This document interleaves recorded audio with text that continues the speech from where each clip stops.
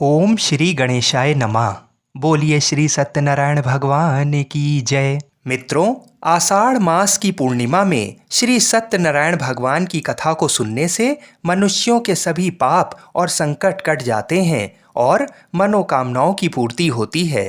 आमतौर पर देखा जाता है कि किसी भी शुभ काम से पहले या मनोकामनाएं पूरी होने पर सत्यनारायण व्रत की कथा सुनी जाती है। सनातन धर्म से जुड़ा शायद ही कोई ऐसा व्यक्ति होगा जिसने श्री सत्यनारायण कथा का नाम ना सुना हो। इस कथा को सुनने का फल हजारों सालों तक किए गए यज्ञ के बराबर माना जाता है। शास्त्रों के मुताबिक ऐसा माना गया है कि इस कथा को सुनने वाला व्यक्ति अगर व्रत रखता है तो उसके जीवन के दुखों को श्री हरि विष्णु खुद ही हर लेते हैं। स्कंद पुराण के मुताबिक भगवान सत्यनारायण श्री हरि विष्णु का ही दूसरा रूप हैं। इस कथा की महिमा को भगवान सत्यनारायण ने अपने मुख से देवर्षि नारद को बताया है। पूर्णिमा के दिन इस कथा को सुनने का विशेष महत्व है। कलयुग में इस व्रत कथा को सुनना बहुत प्रभावशाली माना गया है। तो हमारी आपसे विनम्र विनती है कि इस कथा को पूरा अवश्य सुनिएगा। जो लोग पूर्णिमा के दिन कथा नहीं सुन पाते हैं वे कम से कम भगवान सत्यनारायण का मन में ध्यान कर लें, विशेष लाभ होता है। पुराणों में ऐसा भी बताया गया है कि जिस स्थान पर श्री सत्यनारायण भगवान की पूजा होती है वहाँ गौरी, गणेश, नवग्रह और समस्त दिक्पाल आ जाते हैं। केले के पेड़ के नीचे अथवा घर के ब्रह्म स्थान पर पूजा करना उत्तम फल देता है।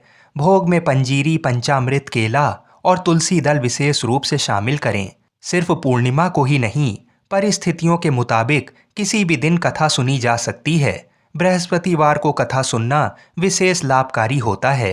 भगवान तो बस प्रेम और भाव के भूखे हैं। इस कथा के प्रभाव से खुशहाल जीवन, दाम्पत्य सुख, मन चाहे वर वधू, संतान, स्वास्थ्य जैसी समस्त मनोकामनाओं की पूर्ति होती है। अगर पैसों से जुड़ी कोई समस्या है तो ये कथा किसी संजीवनी से कम नहीं है।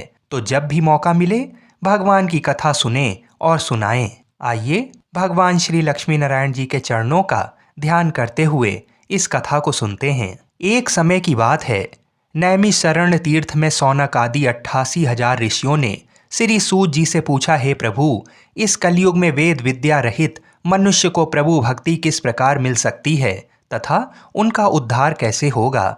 हे मुनि श्रेष्ठ, कोई ऐसा तप बताइए जिससे थोड़े समय में ही पुण्य मिले और मनोवांछित फल भी मिल जाए। इस प्रकार की कथा सुनने की हम इच्छा रखते हैं। सर्वशास्त्रों के ज्ञाता सूत जी बोले, हे वैष्णवों में पूज्य, आप सभी ने प्राणियों के हित की बात पूछी है, इसलिए मैं एक ऐसे श्रेष्ठ व्रत को आप लोगों को बताऊंगा जिसे नारद जी ने लक्ष्मी नारायण जी से पूछा था और लक्ष्मीपति ने मुनि श्रेष्ठ नारद जी से कहा था, आप सब इसे ध्यान से सुनिए। एक समय की बात है, योगी राज नारद जी दूसरों के हित की इच्छा लिए अनेकों लोकों में घूमते हुए मृत्यु लोक में आ पहुंचे। यहाँ उन्होंने अनेक योनियों में जन्मे प्राय सभी मनुष्यों को अपने कर्मों द्वारा अनेकों दुखों से पीड़ित देखा। उनका दुख देख नारद जी सोचने लगे कि कैसा यत्न किया जाए जिसके करने से निश्चित रूप से मानव के दुखों का अंत हो जाए। इसी प्रकार पर मनन करते हुए वह विष्णु लोक में गए। वहाँ वह देवों के ईश नारायण की स्तुति करने लगे, जिनके हाथों में शंख, चक्र, गदा और पद्म थे। गले में वरमाला पहने हुए थे। स्तुति करते हुए नारद जी बोले, हे भगवान, आप अत्यंत शक्ति से संपन्न हैं। मन तथा वाणी भी आपको नहीं पा सकती। आपका आदि, मध्य तथा अंत नहीं है। निर्गुण स्वरूप सृष्टि के कारण भक्तों के दुख को दूर करने वाले हैं। आपको मेरा नमस्कार है। नारद जी की स्तुति सुन विष्णु भगवान बोले, हे मुनि श्रेष्ठ, आपके मन में क्या बात है? आप किस काम के लिए पधारे हैं? उसे निसंकोच कहो। इस पर नारद मुनि बोले कि मृत्यु लोक में अनेक योनियों में जन्मे मनुष्य अपने कर्मों के द्वारा अनेकों दुख से दुखी हो रहे हैं। हे नाथ, आप मुझ पर दया रखते हैं तो बताइए कि वो मनुष्य थोड़े प्रयास से ही अपने दुखों से कैसे छुटकारा पा सकते हैं। तब श्री हरि बोले, हे नारद, मनुष्यों की भलाई के लिए तुमने बहुत अच्छी बात पूछी है। जिसके करने से मनुष्य मोह से छूट जाता है वह बात मैं कहता हूँ, उसे ध्यानपूर्वक सुनो। स्वर्गलोक व मृत्युलोक दोनों में एक दुर्लभ उत्तम व्रत है जो पुण्य देने वाला है। आज प्रेमवश होकर मैं उसे तुमसे कहता हूँ। श्री सत्यनारायण भगवान का ये व्रत अच्छी तरह विधान पूर्वक करके मनुष्य तुरंत ही यहाँ सुख भोग कर मरने पर मोक्ष पाता है। श्री हरि के वचन सुन नारद जी बोले कि उस व्रत का फल क्या है और उसका विधान क्या है, ये व्रत किसने किया था, इस व्रत को किस दिन करना चाहिए, सभी कुछ विस्तार से बताइए। नारद जी की बात सुनकर श्री हरि बोले, दुख व शोक को दूर करने वाला, ये सभी स्थानों पर विजय दिलाने वाला है। मानव को भक्ति व श्रद्धा के साथ शाम को श्री सत्यनारायण की पूजा धर्मपरायण होकर ब्राह्मणों व बंधुओं के साथ करनी चाहिए। भक्ति भाव से ही नैवेद्य, केले का फल, घी, दूध और गेहूं का आटा सवाया लें। गेहूं के स्थान पर साठी का आटा, शक्कर तथा गुड़ लेकर वह सभी भक्षण योग्य पदार्थों को मिलाकर भगवान का भोग लगाएं। ब्राह्मणों सहित बंधु बांधवों को भी भोजन कराएं। उसके बाद स्वयं भोजन करें। भजन कीर्तन के साथ भगवान की भक्ति में लीन हो जाएं। इस तरह से सत्यनारायण भगवान का ये व्रत करने पर मनुष्य की सारी इच्छाएं निश्चित रूप से पूरी होती हैं। इस कलिकाल अर्थात कलयुग में मृत्यु लोक में मोक्ष का यही एक सरल उपाय बताया गया है। इस प्रकार से श्री सत्यनारायण व्रत कथा का प्रथम अध्याय संपूर्ण हुआ। आप लोग बड़ी श्रद्धा और प्रेम से बोलिए, श्रीमन नारायण नारायण हरि हरि, भजमन नारायण नारायण हरि हरि। बोलिए श्री सत्यनारायण भगवान की जय। मित्रों, अब दूसरा अध्याय सुनिए। सूत जी बोले, हे ऋषियों, जिसने पहले समय में इस व्रत को किया था उसका इतिहास कहता हूँ, इसे ध्यान से सुनो। सुंदर काशीपुरी नगरी में एक अत्यंत निर्धन ब्राह्मण रहता था। भूख प्यास से परेशान वह धरती पर घूमता रहता था। ब्राह्मणों से प्रेम करने वाले भगवान ने एक दिन ब्राह्मण का वेश धारण कर उसके पास जाकर पूछा, हे विप्र, नित्य दुखी होकर तुम पृथ्वी पर क्यों घूमते हो? दीन ब्राह्मण बोला, मैं निर्धन ब्राह्मण हूँ, भिक्षा के लिए धरती पर घूमता हूँ। हे भगवान, यदि आप इसका कोई उपाय जानते हो तो बताइए। वृद्ध ब्राह्मण कहता है कि सत्यनारायण भगवान मनोवांछित फल देने वाले हैं, इसलिए तुम उनका पूजन करो। इसे करने से मनुष्य सभी दुखों से मुक्त हो जाता है। वृद्ध ब्राह्मण बनकर आए सत्यनारायण भगवान उस निर्धन ब्राह्मण को व्रत का सारा विधान बताकर अंतर्ध्यान हो गए। ब्राह्मण मन ही मन सोचने लगा कि जिस व्रत को वृद्ध ब्राह्मण करने को कह गया है, मैं उसे जरूर करूँगा। ये निश्चय करने के बाद उसे रात में नींद नहीं आई। वह सवेरे उठकर सत्यनारायण भगवान के व्रत का निश्चय कर भिक्षा के लिए चला गया। उस दिन निर्धन ब्राह्मण को भिक्षा में बहुत धन मिला, जिससे उसने बंधु बांधवों के साथ मिलकर श्री सत्यनारायण भगवान का व्रत संपन्न किया। भगवान सत्यनारायण का व्रत संपन्न करने के बाद वह निर्धन ब्राह्मण सभी दुखों से छूट गया और अनेक प्रकार की संपत्तियों से युक्त हो गया। उसी समय से ये ब्राह्मण हर माह इस व्रत को करने लगा। इस तरह से सत्यनारायण भगवान के व्रत को जो मनुष्य करेगा वह सभी प्रकार के पापों से छूटकर मोक्ष को प्राप्त होगा। जो मनुष्य इस व्रत को करेगा वह भी दुखों से मुक्त हो जाएगा। सूत जी बोले कि इस तरह से नारद जी से नारायण जी का कहा हुआ श्री सत्यनारायण व्रत को मैंने तुमसे कहा। हे विप्रो, मैं अब और क्या कहूँ? ऋषि बोले, हे मुनिवर, संसार में उस विप्र से सुनकर और किस किस ने व्रत को किया, हम सब इस बात को सुनना चाहते हैं। इसके लिए हमारे मन में श्रद्धा का भाव है। सूत जी बोले, हे मुनियों, जिस जिसने इस व्रत को किया है वह सब सुनो। एक समय वही विप्र धन व ऐश्वर्य के अनुसार अपने बंधु बांधवों के साथ इस व्रत को करने को तैयार हुआ। उसी समय एक लकड़ी बेचने वाला बूढ़ा आदमी आया और लकड़ियां बाहर रखकर अंदर ब्राह्मणों के घर में गया। प्यास से दुखी वह लकड़हारा उनको व्रत करते देख विप्र को नमस्कार कर पूछने लगा कि आप ये क्या कर रहे हैं तथा इसे करने से क्या फल मिलेगा, कृपया मुझे भी बताइए। ब्राह्मण ने कहा कि सब मनोकामनाओं को पूरा करने वाला ये सत्यनारायण भगवान का व्रत है। इनकी कृपा से ही मेरे घर में धन धान्य आदि की वृद्धि हुई है। विप्र से सत्यनारायण व्रत के बारे में जानकर लकड़हारा बहुत प्रसन्न हुआ। चरणामृत लेकर वह प्रसाद खाने के बाद वह अपने घर गया। लकड़हारे ने अपने मन में संकल्प लिया कि आज लकड़ी बेचने से जो धन मिलेगा उसी से श्री सत्यनारायण भगवान का उत्तम व्रत करूंगा। मन में इस विचार को ले बूढ़ा आदमी सिर पर लकड़ियां रख उस नगर में बेचने गया जहां धनी लोग ज्यादा रहते थे। उस नगर में उसे अपनी लकड़ियों का दाम पहले से 4 गुना अधिक मिलता है। बूढ़ा प्रसन्नता के साथ दाम लेकर केले, शक्कर, घी, दूध, दही और गेहूं का आटा ले और सत्यनारायण भगवान के व्रत की अन्य सामग्रियां लेकर अपने घर गया। वहां उसने अपने बंधु बांधवों को बुलाकर विधि विधान से सत्यनारायण भगवान का पूजन और व्रत किया। इस व्रत के प्रभाव से वह बूढ़ा लकड़हारा धन, पुत्र आदि से युक्त होकर संसार के समस्त सुख भोग कर अंतकाल में वैकुंठ धाम चला गया।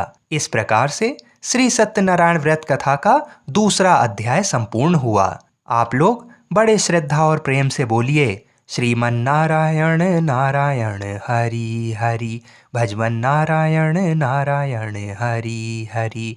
बोलिए श्री सत्यनारायण भगवान की जय। मित्रों, अब श्री सत्यनारायण कथा का तीसरा अध्याय सुनिए। सूत जी बोले, हे श्रेष्ठ मुनियों, अब आगे की कथा कहता हूँ। पहले समय में उल्कामुख नाम का एक बुद्धिमान राजा था। वह सत्यवक्ता और जितेंद्रिय था। प्रतिदिन देव स्थानों पर जाता और निर्धनों को धन देकर उनके कष्ट दूर करता था। उसकी पत्नी कमल के समान मुख वाली तथा सती साध्वी थी। भद्रशिला नदी के तट पर उन दोनों ने श्री सत्यनारायण भगवान का व्रत किया।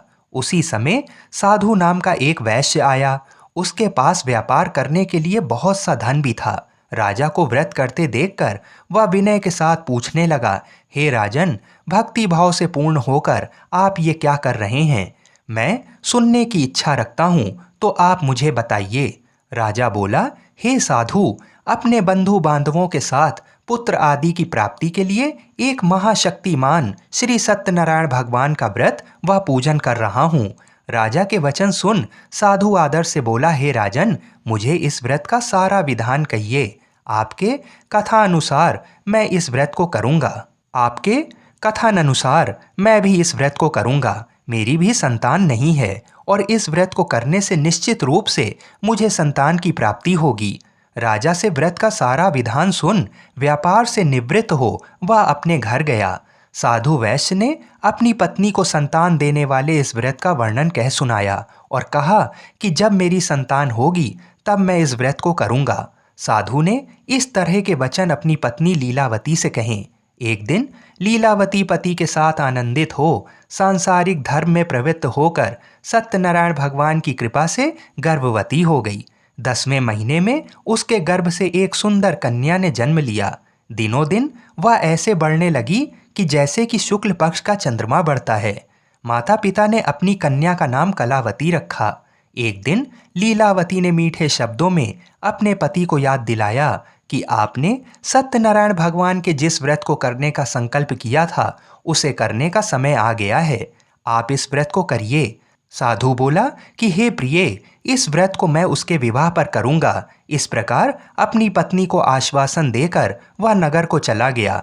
कलावती पिता के घर में रह वृद्धि को प्राप्त हो गई। साधु ने एक बार नगर में अपनी कन्या को सखियों के साथ देखा तो तुरंत ही दूत को बुलाया और कहा कि मेरी कन्या के लिए योग्य वर देख कर आओ। साधु की बात सुनकर दूत कंचन नगर में पहुंचा और वहां देखभाल कर लड़की के सुयोग्य वाणिक पुत्र को ले आया। सुयोग्य लड़के को देख साधु ने बंधु बांधवों को बुलाकर अपनी पुत्री का विवाह कर दिया। लेकिन दुर्भाग्य की बात ये कि साधु ने अभी भी श्री सत्यनारायण भगवान का व्रत नहीं किया। इस पर श्री भगवान क्रोधित हो गए और श्राप दिया कि साधु को अत्यधिक दुख मिले। अपने कार्य में कुशल साधु बनिया जमाई को लेकर समुद्र के पास स्थित होकर रत्नासारपुर नगर में गया। वहां जाकर दामाद ससुर दोनों मिलकर चंद्रकेतु राजा के नगर में व्यापार करने लगे।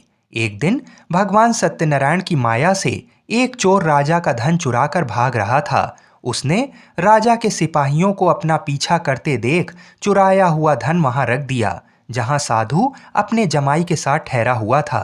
राजा के सिपाहियों ने साधु वैश्य के पास राजा का धन पड़ा देखा तो वह ससुर जमाई दोनों को बांधकर प्रसन्नता से राजा के पास ले गए और कहा कि इन दोनों चोरों को हम पकड़ लाए हैं, आप आगे की कार्यवाही की आज्ञा दें। राजा की आज्ञा से उन दोनों को कठिन कारावास में डाल दिया गया और उनका सारा धन भी उनसे छीन लिया गया।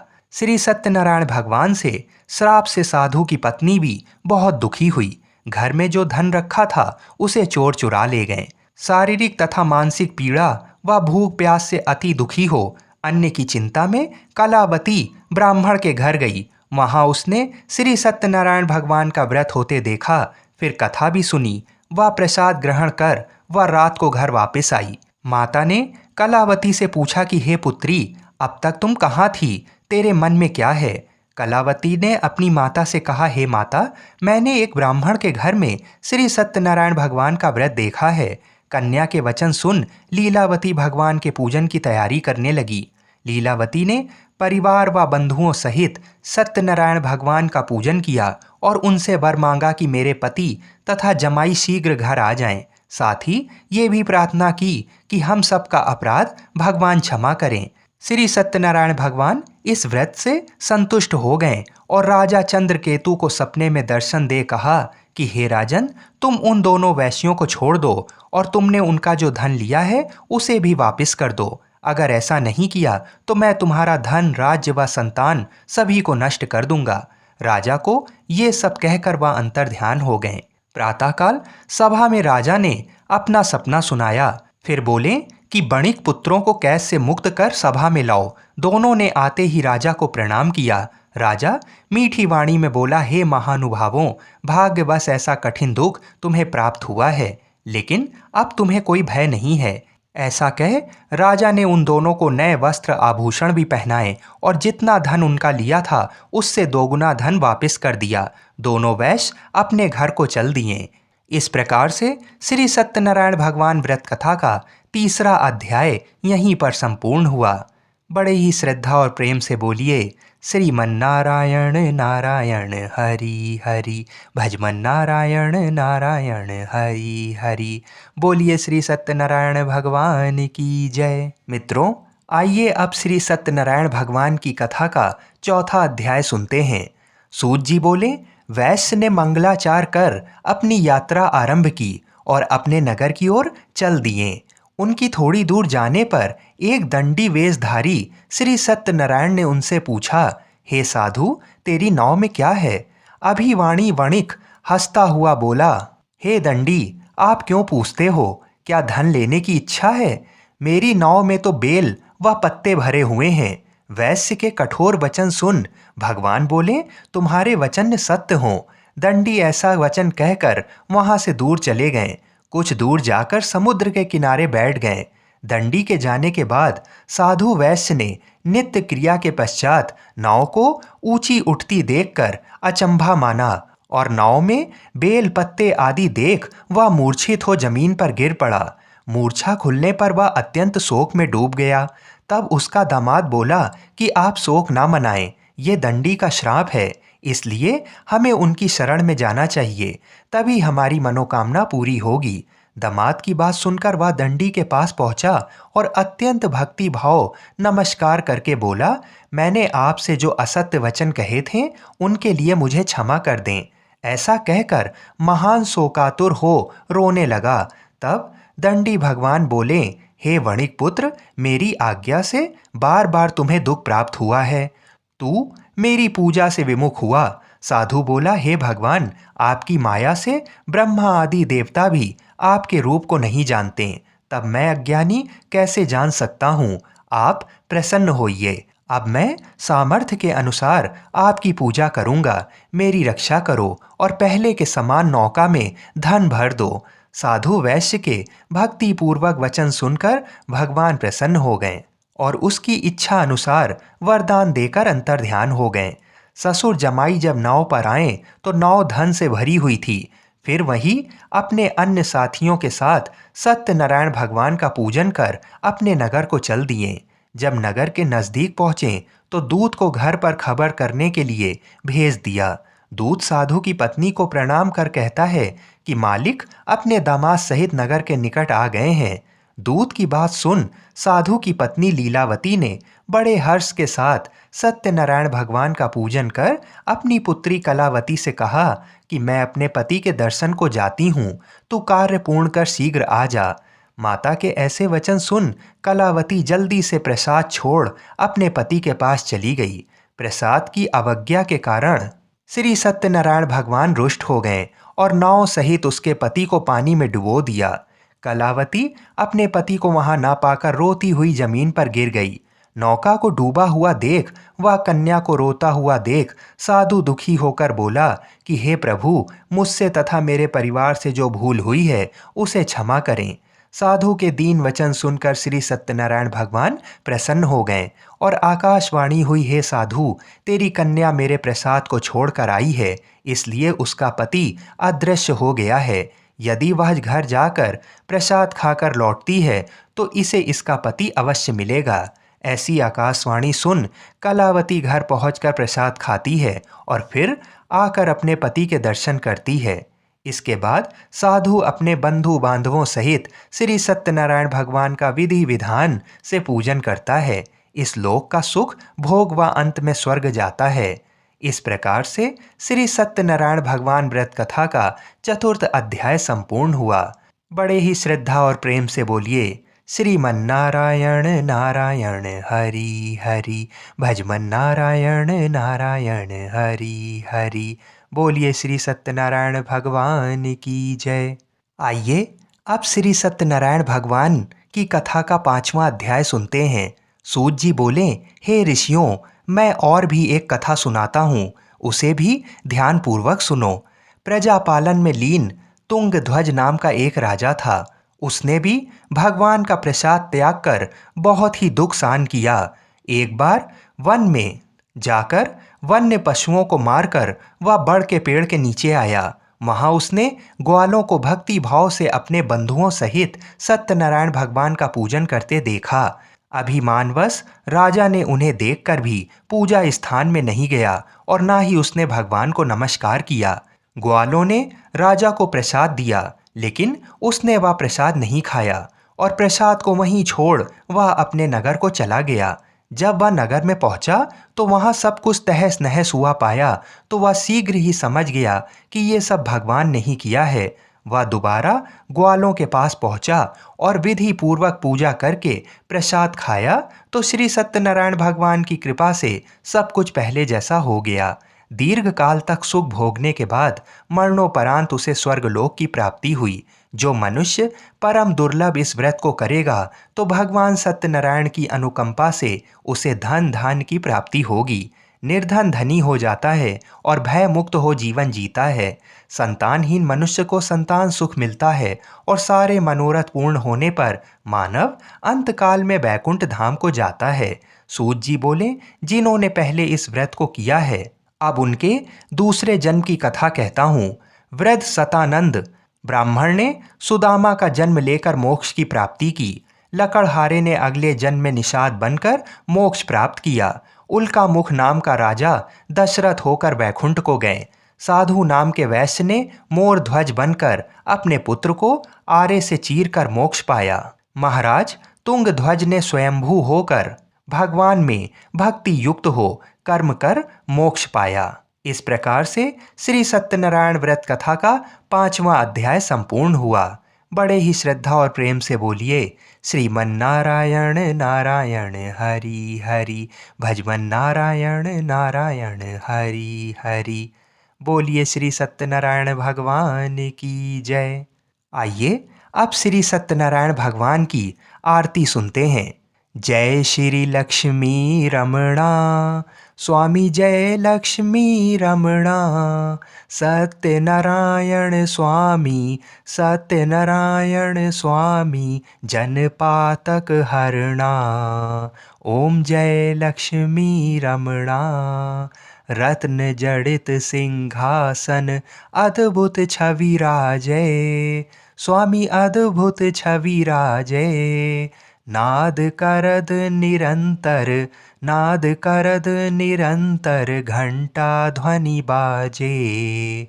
ओम जय लक्ष्मी रमणा, प्रगट भये कलि कारण, द्विज को दर्श दियो, स्वामी द्विज को दर्श दियो, बूढ़ा ब्राह्मण बन के, बूढ़ा ब्राह्मण बन के कंचन महल कियो। ओम जय लक्ष्मी रमणा, दुर्बल भील कराल जिन पर कृपा करी, स्वामी जिन पर कृपा करी। चंद्रचूर्ण एक राजा, चंद्रचूर्ण एक राजा तिनकी विपत हरी। ओम जय लक्ष्मी रमणा, वैश्य मनोरथ पायो श्रद्धा तज दीनी, स्वामी श्रद्धा तज दीनी। सो फल भोग्यो प्रभु जी, सो फल भोग्यो प्रभु जी फेर स्तुति कीन्ही। ओम जय लक्ष्मी रमणा, भाव भक्ति के कारण छिन छिन रूप धरियो, स्वामी छिन छिन रूप धरियो। श्रद्धा धारण कीनी, श्रद्धा धारण कीनी जन को काज सरियो। ओम जय लक्ष्मी रमणा, ग्वाल बाल संग राजा बन में भक्ति करी, स्वामी बन में भक्ति करी। मन वांछित फल दीना, मन वांछित फल दीना दीन दयाल हरि। ओम जय लक्ष्मी रमणा, चढ़त प्रसाद सवाया कदली फल मेवा, स्वामी कदली फल मेवा। धूप दीप तुलसी से, धूप दीप तुलसी से राजी सतदेवा। ओम जय लक्ष्मी रमणा, श्री सत्यनारायण जी की आरती जो कोई नर गावे, स्वामी आरती जो कोई नर गावे। कहत शिवानंद स्वामी, कहत शिवानंद स्वामी मन वांछित फल पावे। ओम जय लक्ष्मी रमणा। बोलिए श्री सत्यनारायण भगवान की जय। मित्रों, पूरी सत्यनारायण व्रत कथा का निहितार्थ ये है कि लौकिक एवं परलौकिक हितों की साधना के लिए मनुष्य को सत्य आचरण का व्रत लेना चाहिए। सत्य ही भगवान है, सत्य ही विष्णु है। लोक में सारी बुराइयों, सारे कलेशों, सारे संघर्षों का मूल कारण है सत्य आचरण का अभाव। सत्यनारायण व्रत कथा पुस्तिका में इस संबंध में एक श्लोक है जिसका अर्थ है, सत्यनारायण व्रत का अनुष्ठान करके मनुष्य सभी दुखों से मुक्त हो जाता है। कली काल में सत्य की पूजा विशेष रूप से फलदायी है। सत्य के अनेक नाम हैं, यथा सत्यनारायण, सत्यदेव, सनातन, सत्य रूपी विष्णु।